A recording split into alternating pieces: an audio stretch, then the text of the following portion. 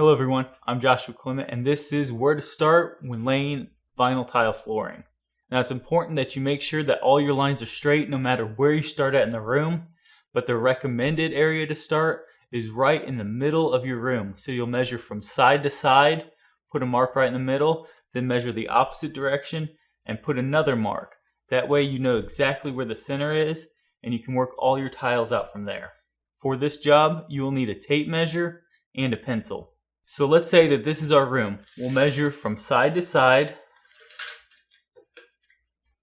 go to the exact center, and put a mark.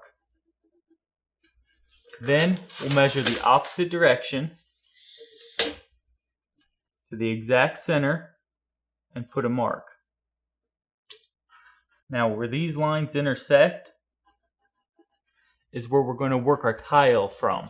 So we'll start right here and build out our tiles from there, making sure that the corners of our tiles hit right in the middle of our X.